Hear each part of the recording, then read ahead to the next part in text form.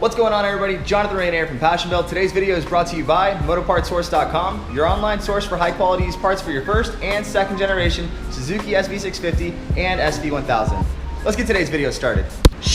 Alrighty guys, so today I'm working on a 2005 Suzuki SV650 that's going to be dismantled and parted out for motopartsource.com.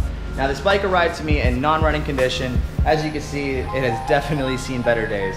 But the main thing about this bike, it turns over so well. However, it has an FI light on it. Now the FI light is basically a fuel injection system failure light. It does not necessarily mean your fuel pump has failed or your fuel injectors have failed. It could be something as simple as a sensor, or it could be something as a wiring issue, or your fuel pump could have failed. But either way though, the dealership has a way of putting your bike into something called dealer mode, and that's to test out and basically pull up the engine code and tell it exactly what's going on and what part has failed, so they can go ahead and replace that part for you. Today, I'm gonna be showing you guys how to put your bike into dealer mode yourself, so you guys can figure out what part on your bike may have failed, and then you guys can go ahead and replace that and save yourself a bunch of money from those costly dealer fees. So without further ado, let's get today's video started. Alrighty, so first order of business when putting your bike into dealer mode is to remove your rear seat cover, because this is usually the most common area to find the plug that you need to put your bike into dealer mode. Usually it is sitting within this area right here. You would pull it out and you would have the pins that you would pin and put your bike into dealer mode. However, on this bike right here, I believe the harness on it has been moved at some point, and it was a lot easier to fish the plug that I needed out through the main driver's seat. So if you guys need to figure out how to remove your seats from your bike, I do have another video, link in the description below. Anyway, moving on, we're gonna be going ahead and identifying the plug that we need, which is basically this white plug that has a black rubber cap on it.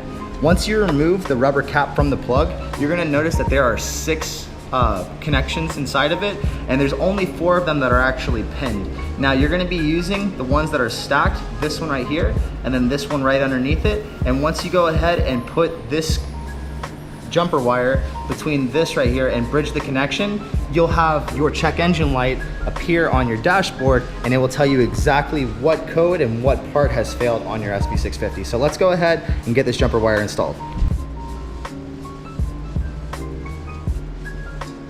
Alrighty, so once you go ahead and get your bridge wire set in place, this is how your connection should look. Now, like I said, you're only gonna be using the top and bottom connection pins that are stacked on top of each other. Do not bridge this connection to any of the other pins on this connector, otherwise you can cause electrical damage.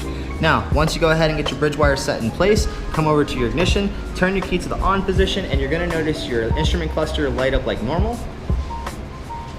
And you're gonna notice the check light on the bottom. Now, right here is where your engine codes are gonna pop up once you turn your kill switch over. So once you turn your kill switch on, you'll notice that check light turn to the engine code. It's gonna say -C and then a number. This one says -C23, which is very, very, very good news to hear, because that is a very, very simple replacement. That is a tip over sensor malfunction, which either can be the tip over sensor is not sitting level or it has failed altogether. This bike looks like it's been through some accidents in its lifetime, so a tip over sensor malfunction does not surprise me one bit.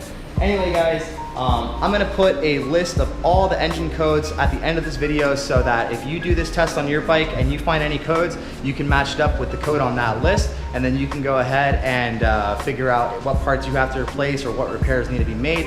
And from there on out, do with that information what you will. Anyway guys, I hope you guys found this video informative and helpful. If you did, please hit that thumbs up button, smash that subscribe button, and stay tuned for future SV content. And until the next one, I will see you guys then. Peace.